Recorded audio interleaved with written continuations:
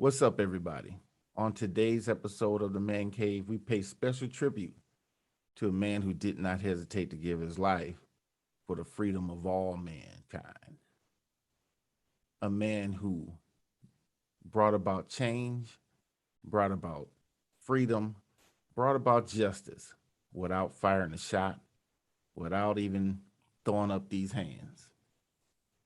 Dr. Martin Luther King Jr. Today, sir, we honor you.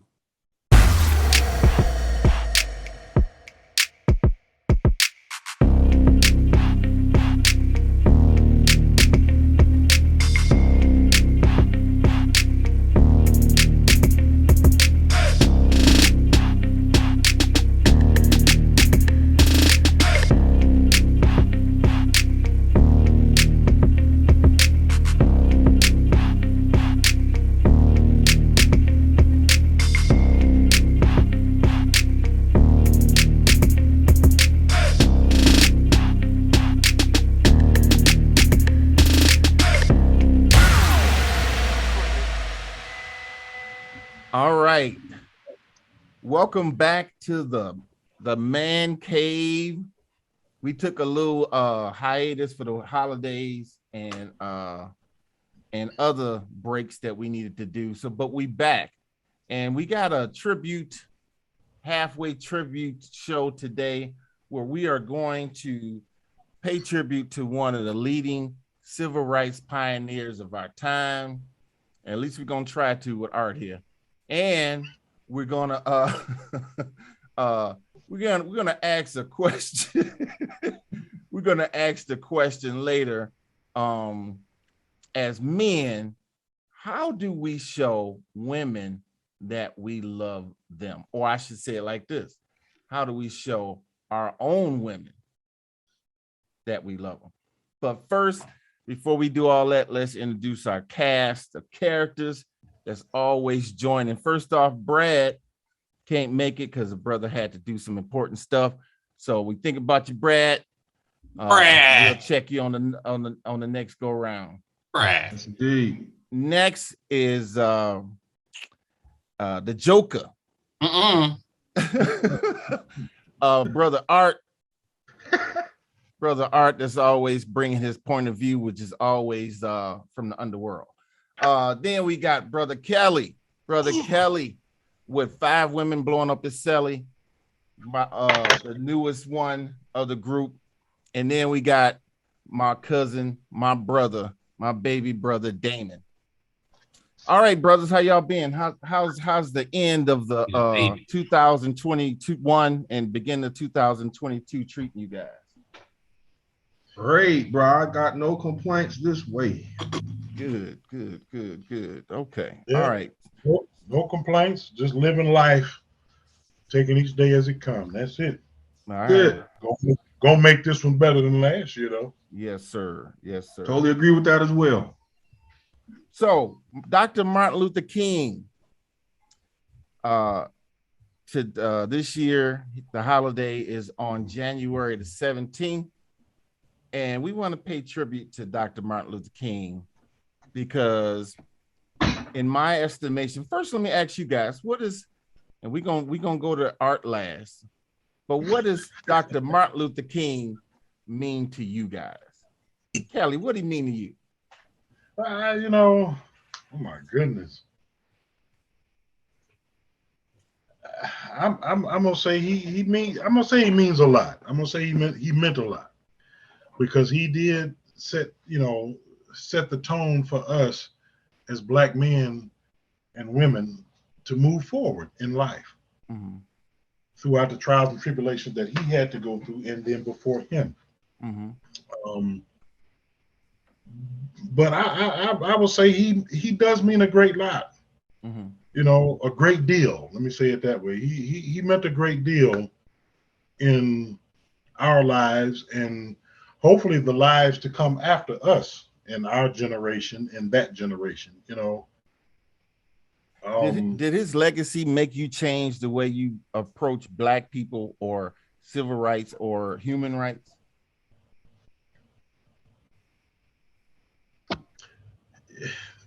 No. No. I'm gonna say yes and no. Okay. I'm gonna say yes and no. Speak the truth. Speak the truth. Okay. There's a reason why your room is dark. But go ahead. Because I turned the light out.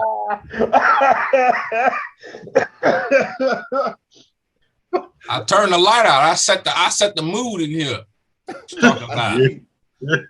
Damn it. Come on with it, Kelly. I would say yes and no. You know, he helped me as far as, you know, being able to vote, get out, do stuff like that. To deal with what we have to go through in life now, it helps because sometimes you have to turn the other cheek. And that's about the best I can put that, you know. Yeah, sometimes you have to pick your battles. Yes, You know what I'm saying? You do. It's hard. It is hard. You never hear about that black woman that stabbed him.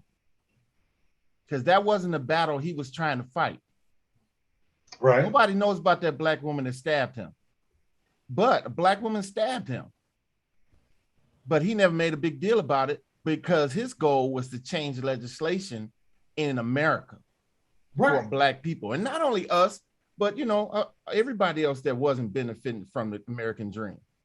So if I said, what's the name of the woman who stabbed Dr. Martin Luther King? Don't nobody know her because he ain't make a big deal about it. I sure couldn't tell you. Yeah. Did anybody know her? I don't even know her name, but I know a black woman stabbed her. So when I say, and I'm coming to you, Damon, in a minute, but when I say, did he change the way you look at human rights?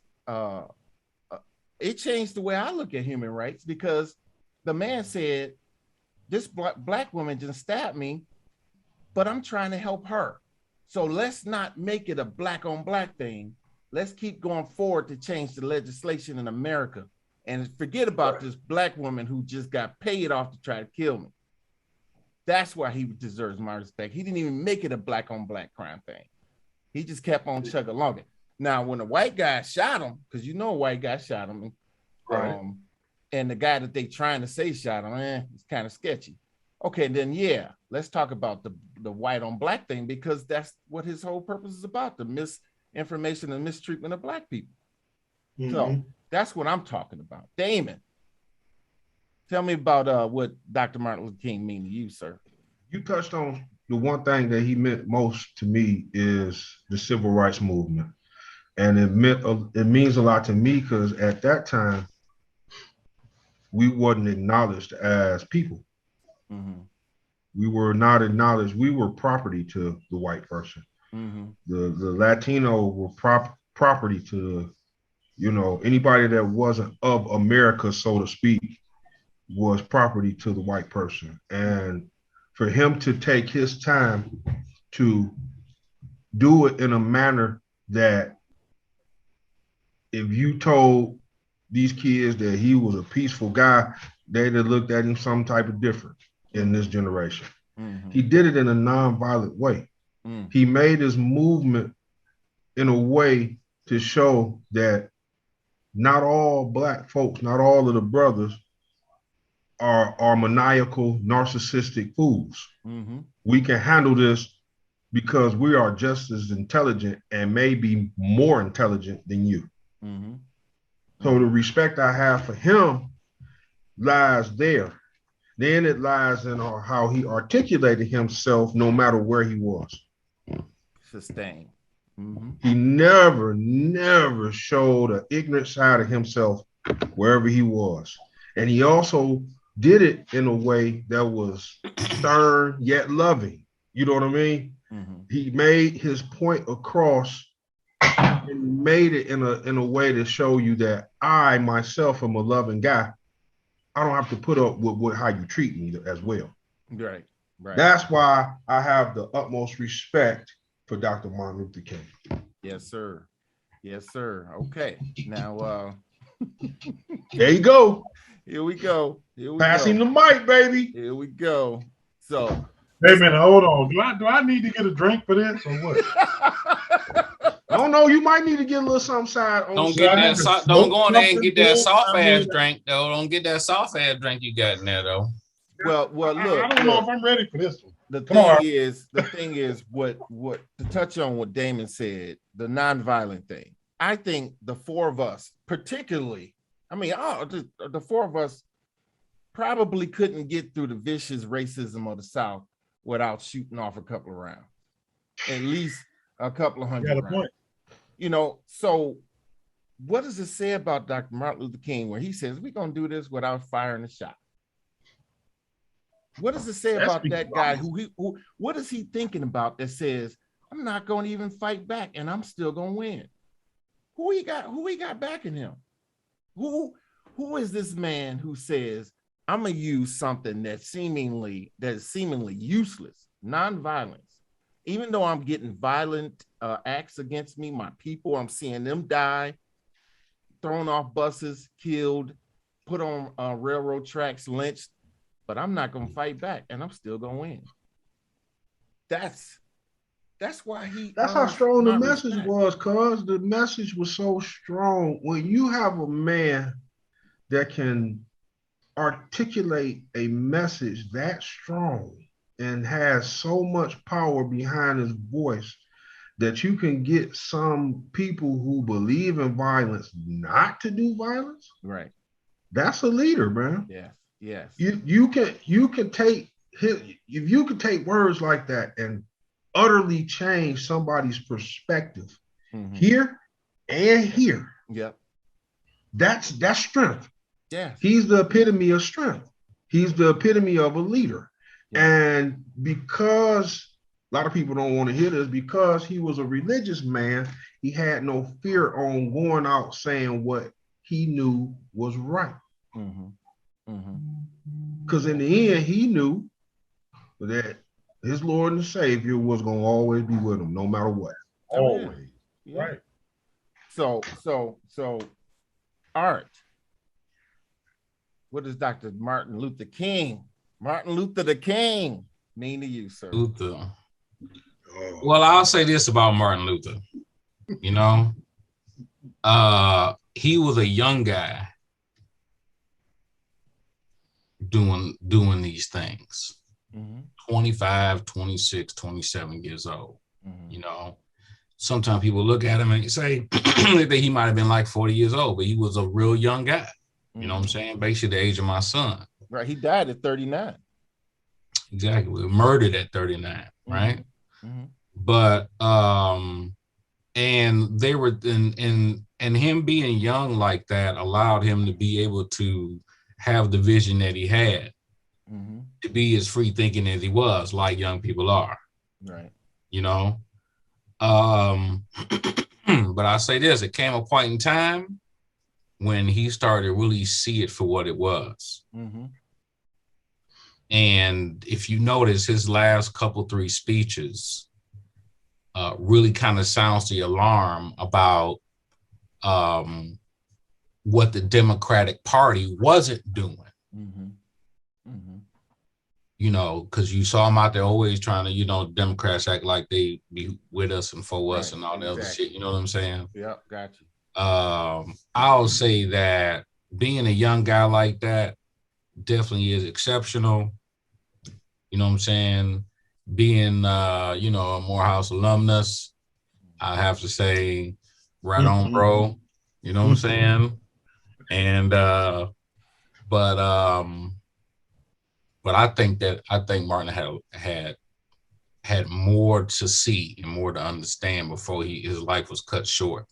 Oh, yeah. And even with Malcolm X, Medgar Evers, all of them being cut short like that would have made a profound difference in how we operate now.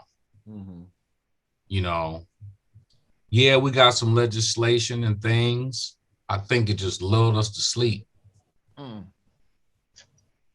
But, okay. Honestly. So when you got to take things in progression. Let's take some, you know, let's take some biblical examples. You know, you had Moses, right? Moses took the Israelites to a certain level. Then you had Joshua who had to take it from there.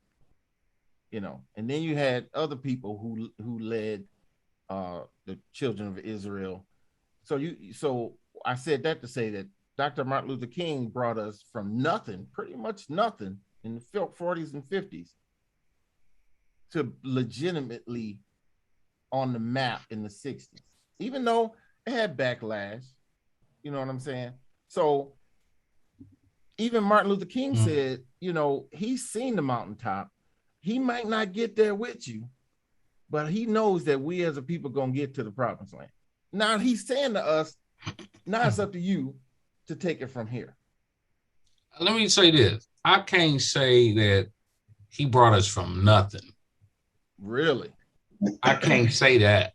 Okay. The difference is, is that, and this is like kind of like from a more political perspective, the Democratic Party saw the benefit in having the Black community voting for them. You dig what I'm saying? And, in order to calm the beast, you give them a little snack. If things would have stayed rough and hard, you know what I'm saying, it would have been more of us that came out of the woodworks. But like I said, to me, it's kind of lulled us to sleep. Honestly, Okay, we're gonna get into that. We're gonna get into that deeper though. But man, when I say that we came from nothing, we didn't have, like I was telling you about before, man, it was legal for a white person to come up to a Black person on a bus and say, "Get up, I need to sit down." And that was okay. legal. So you saying nothing from that standpoint? I'm thinking you saying like it wasn't no leaders beforehand. It wasn't nobody that was trying to make shit happen before. No, I'm talking. Because this is the focus of Dr. Martin Luther King. He steadied his attention on legislation. That was his focus on changing the laws of the country so that we can say, "Oh, that's illegal. You can't do that to us." Now, morality, people have different levels of morality anyway. So, we can't talk about that because he didn't try to change that. He changed the conscience of America to change the laws. So that is where you got to give Dr. Martin Luther King props, man. We went from not being, especially in the South, not being able to vote to having a law in 1964 that says everybody can vote. You cannot stop these people from voting. We didn't have that. Yeah, so they still stop people from voting even though they had the right to vote. But you know what I'm saying? With intimidation, especially in the South. But that was a morality issue. It wasn't a legal issue. But see, the thing is that if the state says, well, we're not going to follow the federal law, and it was like that in the South, especially in Mississippi and Alabama, it was like, we don't care what the government say. We're still going to treat them how we going to treat them. Yeah, and that's exactly what they did. And let me tell you this. They tried, but I mean, look. Not to say that the legislation wasn't significant, just to say that its overall effect, the effect that I think that it should have had, damn sure didn't happen. I just put it like that. Well, we all know that, and we all agree with that. But I'm just saying, those southern states, they took a beating because they were obstinate and stiff-necked to the national law. One of the things is they can't buy a sports team. Alabama, Mississippi, they can't even persuade a professional sports team to come down there. Why? Because of their stiff-neckedness to civil rights. That's the main reason why nobody goes there. They have to rely on their college teams. Yeah, I hear you, man. But when you really think about it, though, they ain't down there suffering because of that. You know what I'm saying? There's a whole lot of things that people don't engage Alabama and Mississippi in because of their stiff-neckness. Yeah, that's cool. But again, they not suffering down there because of it. I think so. You know what I'm saying? What is Mississippi known for? Swamps. I don't know. Shit. I Okay, don't know. so let me start by saying this. What is Michigan known for? Great Lakes. No, That's it. automobiles. I mean, Well, Detroit. yeah, that too. Yeah, Okay, yeah. so what is Pittsburgh known for? Steel. Steel. You know, we Right. got industry up here. What is Alabama known for? Cotton. Okay, but the cotton gin is old. Well, they still known for cotton. Even now, they still grow cotton down there. I mean, hey, they can get cotton in Georgia. They just ain't got niggas picking it. Well, they do, but if they're using a machine, but they still growing cotton. They can get cotton in Georgia. They still growing cotton. Okay. All right. So let me move on to let me ask this important question. Does anybody know who Jeremiah Reeves is? I don't know who that is. Jeremiah Reeves was a teenager, right, in Alabama, little jazz drummer. He used to sneak in the little juke joints because he was a good drummer. Well, in 1952, I think it was 52. He was arrested at a juke joint because some white woman said that he raped her. 16 years old, he was arrested. He was taken down to I forget what city. I want to say it was Montgomery, down to the police station, and they put him in a electric chair down there, or not. They took him to the prison and put him in an electric chair and made him confess. So he was so scared that he confessed. 16 years old. That was enough for them to put him on trial and convict him and put him on death row. Now, you cannot electrocute minors. So they put him on death row till he was 21. They electrocuted him at 21. No matter, the NAACP was trying to get him off. Everybody was trying to get off. They was like, well, he confessed. But it was like the Central Park 5 where they did the same thing up in New York, right? Right. Okay.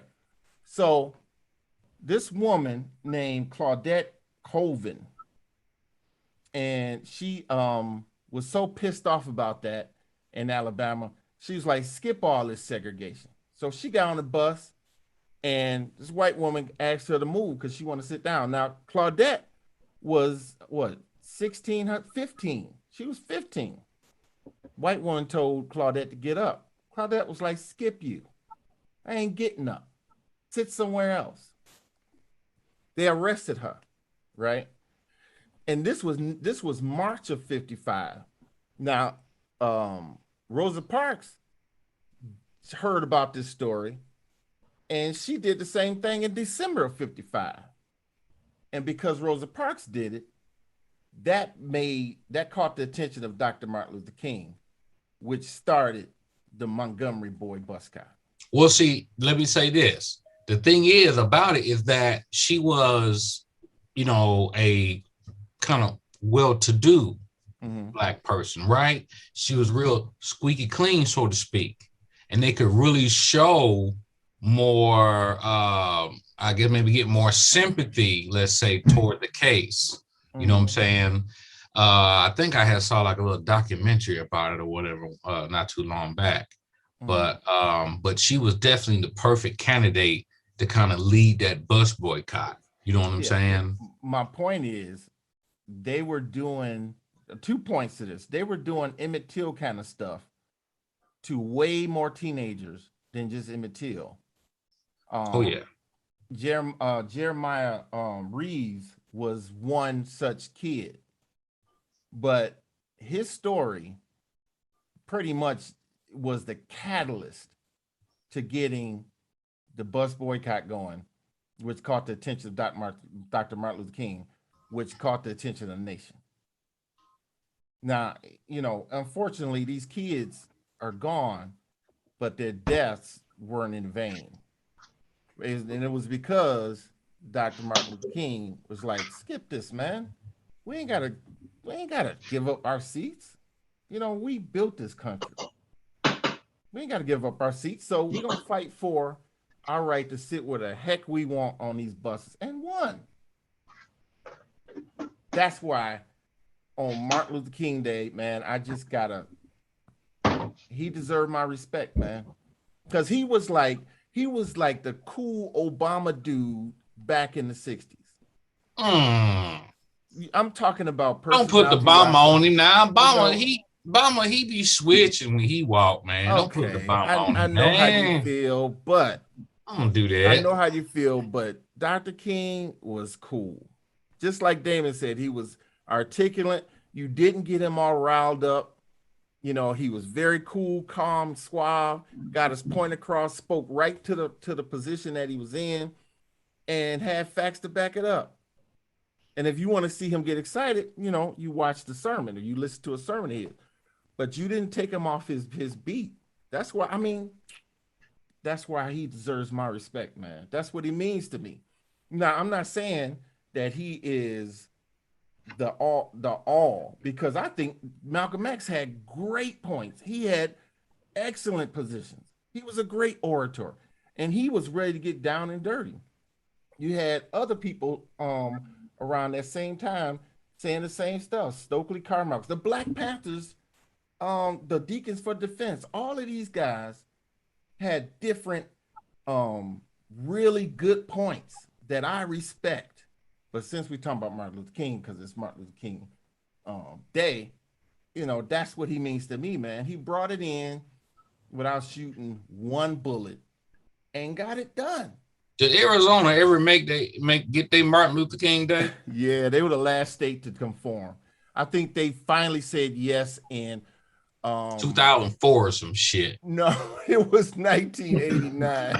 No, it was after that. It was after that. No, I think it was 89. Look it up, Because man. look, I'm telling you, it was in the 2000s. Okay, I'm gonna look it up. But the Dr. Martin Luther King holiday was first proposed in 1979. First proposed in 1979. And it didn't get any play until the first time it was actually passed and enacted was 86. That's a long doggone time. That is a long doggone time. And you know who stopped it? Because he said it cost too much? Ronald Reagan. Ronald Reagan was like, hey, that's gonna cost too much for federal employees to be off, you know, and get paid for it. It's gonna cost the government too much. He stopped it. Don't they do that on Columbus Day? Huh? Don't they do that on Columbus Day? Oh yeah, I guess so. I don't know, man. But I do know that the Senate passed it, and then the House passed it. So you got two forms of government against the president. So that's where the checks and balances come in. You know, the president just ain't gonna have absolute power. You know, you got to get the Senate and the yeah, but House. He can always veto. He can veto, but he did not. He just said, "Skip it. Y'all want it? Let's do it." Right. And he signed it. So that's how. They both got veto power because he could have put something in there, and the House and Senate could have vetoed him. Yeah. So the veto power goes both ways. Aaron, you brought up a whole lot of stuff that makes the respect factor for Dr. King go exponentially higher for me. Because once again, all that he did, all this stuff that he proposed, all the stuff that he made happen, all the things that he put his hands on without having to do anything out of his character, that alone stands by itself. It's big. It never pushed him out of his character. Mm-hmm. It never I didn't say it didn't ruffle his feathers. He probably was pissed off about it. Oh yeah. He never showed it. He never, because this is just my thought. Mm-hmm. How he was calculating all this stuff. If I show I'm a fool, they'll never never put in effect what I'm trying to do. Exactly. So he had to watch his image and protect the cause. Keep going, David. Go ahead. So that right there is enough for me, man. That's amazing. I'm a young dude. I listened to my grandma talk about it. My because she was an activist.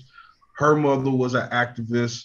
They were strong on civil rights equality. So I talked to my grandmother a lot about what she saw, how she felt, and just talking to her, getting her wisdom, and then reading upon and seeing documentaries and just looking at how he portrayed himself in public, how he did interviews. I watched an interview of him.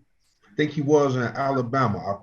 I'm not sure, but he was in an interview and he was standing either outside of the courthouse or walking from the courthouse, and somebody asked him a particular question, and his answer was, I never put myself in a situation where God won't be proud of myself and I won't be proud of myself. Okay. Everything I do, I make sure that I'm proud of what I've done.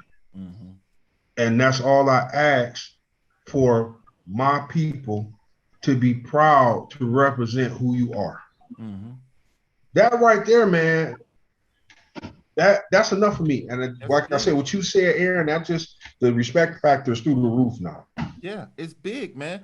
You know, that with that, the pressure that man was going through was just crazy. It was crazy because you talking about every black person living and during this time and after are going to feel the ripple effects of what he does, because he's just been pinpointed as this big symbol. Now let's go to one last thing about Dr. Martin Luther King, because I want to get into our second question. Okay, so here's what Dr. Martin Luther King had to go through while trying to change the conscience of this country and the legislation.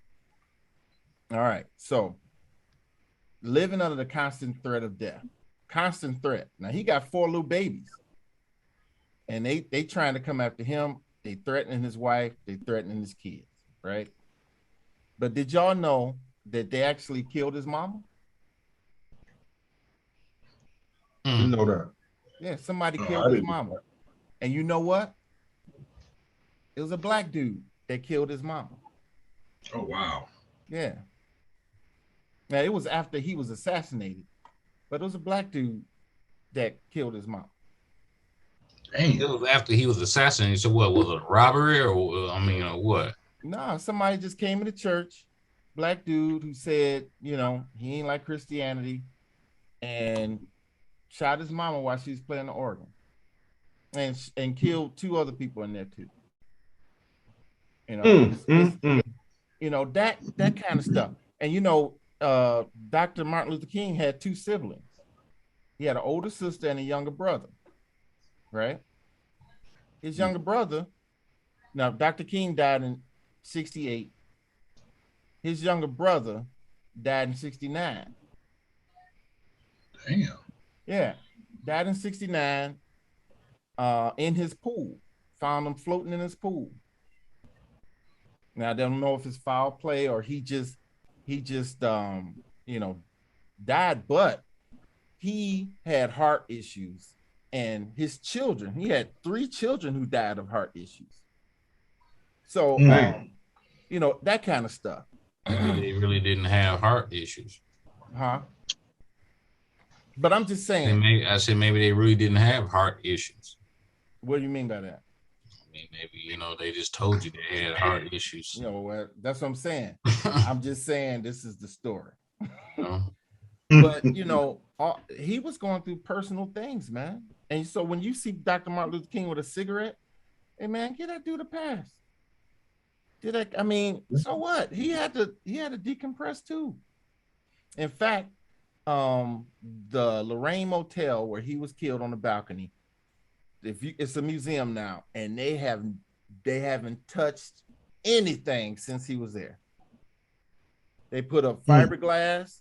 the bed that he sat on, where he moved the covers, the covers are still there. They ain't touched nothing. And so I think that's incredible, man. And you can't touch nothing on the stuff is all quarantined off, but everything is the way it was there on April the 4th, 1968. Now, one of the things I like to say is me and Dr. King shared this earth for 2 weeks. I was born 2 weeks later, he was killed. So in those 2 So you really old. I don't Oh my goodness. I look at it like, you know, I did get to share this earth with a monumental man such as him. That's what I'm talking about. Now, Well, don't beat your chest too hard. But the only person on this panel that didn't get to share the earth with Dr. King is Dane. You know, right? Everybody else is here, right? Or y'all just look old. Hey, I wasn't here. I wasn't here. No. I wasn't here in no 68. He died in 68, right? Yeah. Yeah, I didn't hit this earth till 70. I wasn't here. Dang, man, I'm sorry. You really old. Okay, that's all right. What'd you say, Art? He really old. So he the only one remember that shit. No, I was watching the broadcast, and I remember he had been gone 8 years when I got here. Shoot. Oh, goodness. Yeah, man. I got newspaper clippings and shit. No, man, I was 2 weeks old, man. My mama used to tell me how she found out. And if you go on YouTube, you can see what's his name? Kennedy's brother. What's his name? Bobby telling a group of people that Dr. King was killed, man. And you should hear that crowd, man. It was like heartbreak. Like people were just like on the ground, just then they burn shit up everywhere. Oh, I mean, hey, man. Yeah. What I mean, all right. So, Dr. Martin Luther King, sir, my hat comes off to you, sir, because Yes, sir. I appreciate you. I appreciate everything you've done for these people, my people, and everybody, because you didn't have to do all that. And so I appreciate it, man. So, but don't think in May we won't be doing a tribute to Malcolm, because we will be doing to Malcolm in May. So, you know, don't think. And then we got to do a tribute to Arthur in fucking August, and that ain't where my birthday is. But fuck it, 2 months later, you know what I'm saying? So, I mean, what we doing? And we talk about 1975 niggas. That's what we talk about then. Feel me? That's when we got your tribute. Dang. What'd you say? We got your tribute. Yeah, we got yours. You got mine coming? Mm-hmm. Yeah, it's gonna be just cigars and whiskey and shit. That's it. Be in your backyard with some wings. Man, it's right. Going down. That's what it's gonna be. We're gonna have to get a couple cameras and set them out in the back and record like that. Okay, and it'll be us out there, and the barbecue be going, and we'll have some cigars and some wings and some whiskey and shit, some bourbon and shit. You know what I'm saying? High Tower, get you some orange juice. High Tower, you can drink some orange juice and shit. And Damon, I don't know what you want. You might just want some ice water knowing your clean ass. So there. All right. You so, man, Mike, man. All right. So in the last, the second part of this, this had two topics. I wanted to talk about how do we communicate to our women or women that you are associated with that we love them. How do you look at Art? This is too savvy for Art, but how do you communicate to your woman or a woman that you love them? Art, how do you do that? Not slap her? Man, I don't know. I knew Glad you got him first, man. I knew that was coming. I knew that. I'm glad you took Art first. I'm so happy you took him first. Shit. Him first. No, this bullshit. I'm so happy you asked this man first, bro. Now, how you sure you love her? I mean, shit, you do what the fuck you supposed to do. Even if she don't even realize that's what the hell you doing, you do it any damn way. So what do you mean what you supposed to do? What you supposed to do? Shit, I mean, you know how it is. It's a day-to-day thing, man. What did you say one time, Damon? I think on the last one we had, it's a minute-to-minute thing. Yeah. You know what I'm saying? Definitely. Minute-to-minute. So no matter what it is, you got to do what the hell you got to do. And you only do it because you care about her. Okay, but specifically. That's a good general answer. General. But specifically.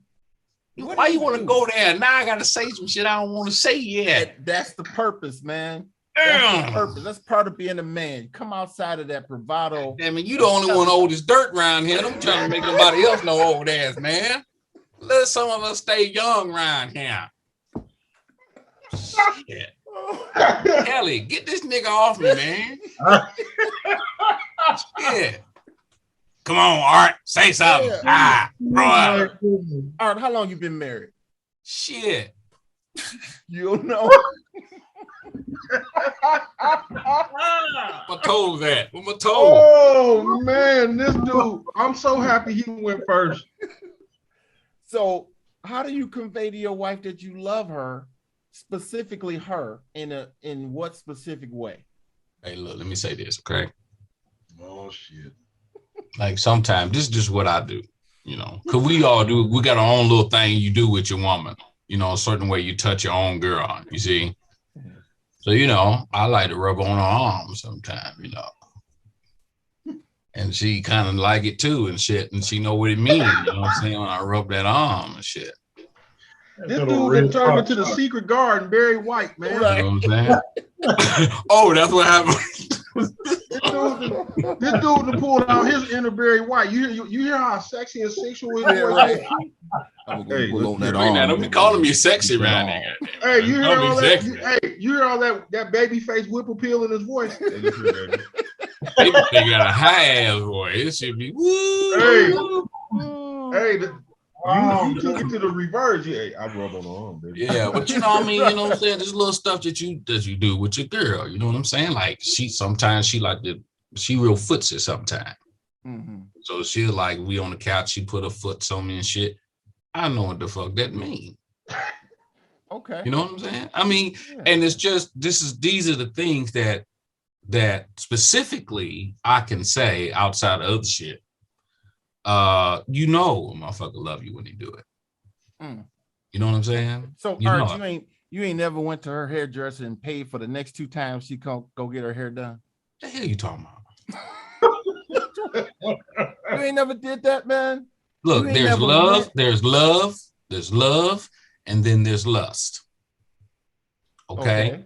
And niggas who lust do shit like that. What? Because they always want some shit. So they do all kind of extra shit they ain't got to fucking do because they want some shit. Because they lustful and motherfucker. No. Fuck you Thanks, cuz. Look, all right, you ain't never went to her hairdresser and said, here. Why you keep fucking asking me that? No. My wife is gonna come here, so I'm finna pay for the next 2 times she come. You ain't never did that? Listen. Something is wrong with you. Okay. You keep asking me the same shit. I appreciate it. Thanks, cuz. I appreciate it, man. Yes, I'm not. No. Why? Look, hold on. Do you know how much the hair costs? Yes. Who the hell? Yeah, I got $600 on your head. No. Why? How about this? I got $600 when your car break. Okay. I got $600 if you need brakes, so you need tires on the car. You know what I'm saying? The reason I got $600 if you hungry, you need some groceries. Okay, but now outside of the basic, what we supposed to do. Shit, we all know what we're supposed to do. Yeah. I'm talking. Okay, now let me just say this. Art, the reason I brought up the hair thing is because a lot of times a woman's self-esteem is tied to her hair. Well, grow it. So if you show interest in taking care of her hair, man, that tells her that you love her. Well, she need to deal with her hair then. I'm gonna be honest. I didn't have to do that either, though. Cause grow her. I'm just saying, grow her damn hair. I didn't have to do that either, though. Cause I'm gonna tell you why. Because my wife's best friend was a beautician, so she got her hair done for free. And the things that my wife she likes to just spend time. Come in there and watch TV with her. Watch a show that you know good and well you ain't gonna watch. You're gonna watch it with her. Right. To her, that proves that, yeah, I got him in here watching some stuff. I know this dude ain't watching. You know, so little things like that with my wife always makes her feel special. If she talking to her mother and I come in there, we sit down, she, all right, Mom, we finna, this our bonding time, this what we do. So it's stuff like that. The small stuff besides what Art's saying, I got that bread to take care of the essentials. I got this, I got that. I'm gonna be here. Somebody run up in here, they gotta go through me. That type of stuff. You know what I'm saying? There you go. There you go, Judge Dredd. That's our stuff. I'm talking about when you cross over to woman language. Now we know how to defend, we know how to fix cars, we know how to bring home food. You know, it depends on that woman too, though, cuz every female's woman love language is different. And I get you. That's what I'm saying. How you showed it yours. I mean, like you ain't never. Have you guys ever went up to your woman's job with a dozen roses and gave 12 people at that job a single rose and said, bring it to her at one rose every 15 minutes? No. I'll tell you what I have done. I used to take a card. Where do you come up with this shit? You gonna take a rose? You gonna go to your girl job? Hold on, you a black man? You gonna go to your girl job? Give a rose to probably 12 white folk and say, take it to the black girl? I did that. Okay, you did that. You did that. See what I did. Good for you. When I was younger, I used to take a card. I used to take a card and put it on her windshield every month. I did that. I take it, put it on her windshield every month. Just something to say I love you. When you walk out, she see her name on it. And that will make her heart skip a beat. Because her love language was, I ain't gonna say it's simple. She's not difficult to please. Yeah. She's not materialistic. She's not you got to do this or that don't show that you love me. No. Her thing is give me what comes from your heart consistently. And I am happy. Right. Yeah, so that's what I'm doing. Yeah, right. Yeah, for sure. Well, I done put the card on the car, with a flower or something. Yeah. That sounds like it was painful for you to say. When it ain't gonna painful. I'm just saying when you're quoting, when you're quoting, you're quoting. You know what I'm saying? You're quoting, and you know what I'm saying, and you get that little flower and little chocolate and thing. Like one time, I lit a whole bunch of little bitty candles, right? Them lit a whole bunch of them, put them all out on the floor. Okay, lit up the whole floor. All right, and then I had some chocolate, right? Some chocolate, some strawberries and shit, and I was dipping them in there, and I was feeding until I had shit. I was feeding them things and shit, and she, every time she bit one, I knew something was getting right. You know what I'm talking about? Every time she bit one, I knew I was getting closer and closer and closer. This dude here is hilarious. You see how long it took for us to get to the romantic side of art? It took because we had to chisel like with a jackhammer to get there. What the hell you didn't? That's what you did was ask me something stupid, and I had to go ahead and say something because I couldn't take it. Because when you gonna realize you talking to Bishop from Juice. That's Bishop, man. That's Bishop. All he need is a real big hoodie and just say, I don't care about myself. You know how Pop told Omar Epps at the locker? All time you was ready to throw down. I don't give a. You know what I'm saying? I don't give a about myself. We talk. This is Bishop. You Q and he Bishop. I don't like that. I don't like that. No matter how true it is. Like that. So Kelly, how do you show your woman you love her? Well, first off, let me start it like this. It's been a long time, okay? See, It's been a while. Mhm. But from what I can remember what I used to do, I hear you. you know, he said, I think I used to Right. I think I used to do the candle thing. I've done that once or twice, you know. The chocolates, the flowers. Mm-hmm. Man, that's kind of jacked up to say, but I'll just put it this way. Once I cooked dinner, and we went out to Belle Isle and sat in my van, and you know, with flowers, candy, dinner, you know, dessert, stuff like that. Just had a lovely evening. He had a conversion. Yeah, of course. Yeah, goddamn right. Mm-hmm. Something that most women won't allow men to have. I know. That, yeah. I tried to get one. I've done stuff like that, you know, and besides the basics, besides what I was supposed to do, you know, I bought the cars, I did all kind of stuff. And I don't know what I would do this next time around because I don't know what the next woman will appreciate. Yeah. You know, nowadays they don't appreciate much. You can't say got it hi to all somebody. now. They done got Right. it, had it all Yeah. and everything, and now they half of them be like, well, now I'm ready to settle down and do what? Mm-hmm. Right. So, yeah, You know, you can't give that nigga nothing you ain't gave nobody else, so you gonna settle down and do what? You mean to tell Know what I'm me you saying? guys have never like made a reservation at a at a restaurant and then have her meet you there, and when she walk in, the maitre d' calls her by her name and take her to a private table where you sitting at with roses and stuff? Where the fuck do they do that shit at? I haven't done that, but I have taken one to Canada, you know, and made the reservations over there for the weekend. Mm-hmm. Hotel, dinner for 2 nights. I've done, yeah. Okay. But where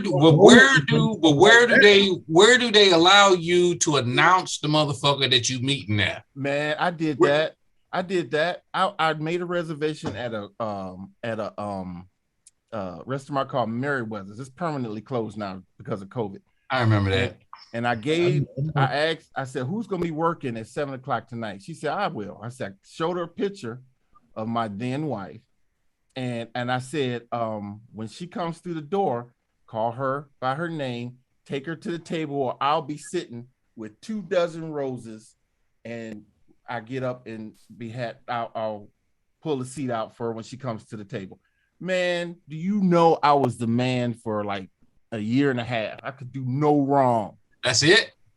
Yeah, well, you know. Just a year and a half, huh? Yeah, I'll take that year. Yeah, you take what you can get. You mean to tell me, I'm coming to you, Damon. You mean to tell me that you guys ain't never inquired about your girlfriend or your wife's exes and asked what happened wrong, and then you make sure you never remind her of him? You want to make sure you always top him? Y'all ain't never did that? I've been on that road to find out what the exes have done, and of course, never to do that again. Yeah. Never to put a woman through what the exes put them through. That's how you show you love her. That's a way. Yeah. That's a way. But then they always you gotta have a woman that's willing to accept that too, though. Nah, I mean, right. You can't deal with a woman who gonna hey baby, I just don't wanna do what the next man did. Well, why are you bringing him up? Yeah, you know what I'm saying. You can't. Yeah. You know what I mean? Only mature women do that. Right. I'm All just right, let saying me because say you this. don't run across a lot of chicks like I'm that. not. You know what I'm saying? I'm not asking about that last nigga. I'm not asking about him because if I got to ask you about him, that means you got to think about his ass. Okay? And you shouldn't have been with the nigga no way, and you know it. So let's not even go there. Okay? What the fuck you gonna do now? That's what I want to know. Fuck what he did. Fuck what I did. What the fuck you gonna do now? Yeah, and I agree with that though too. I do agree with that because that's living in the past. Yeah. And if you can't build a future living in the past. You know, and then she turn around, she tell you something about it and you just can't deal with it. You know. Right. I get it. You know what I'm saying? You got to be Aaron, ready. Aaron, cuz you just a romantic dude, man. I mean, you are a lot of what most women are most mature women. Let me say that. Most mature women will respect the hell out of you because it's the little things like that that draws a woman closer to you because she know what you trying to do ain't on one ulterior thing. You trying to show her something she's never had. Yeah. And a mature woman will take that and run with it and treat you like the king. Yeah. Hopefully though. And if you got that's why I said mature woman. Yeah. Mature. That's what I said. If you got an immature woman or a woman with issues with men, it's like giving steaks to a pit bull and saying, don't eat them. They just go devouring and keep looking for more instead of appreciating what you got. So, but look, Damon, how you tell your woman that you love her? I'm the type that I've been with it'd be 21 years this year. So it don't take much for me to express love. Once she got over the COVID thing and she still can't open her hand from the necrotised fasciitis and still in some forms disabled, I do everything that I can to make her life much easier than what she can do. And she always is eternally grateful. The first thing that came to her out of her mouth our 20th year was, I thank you because a lot of men would have left me where I stood. And the wedding vows meant that much to you that you showing me that you love me. And that's all I need from you. So I do whatever I can to show that I'm here and I love her. And like I said, my wife is simple, so it don't take much. No, you don't lead the ones you like anyway. No, you don't lead. Correct. Right.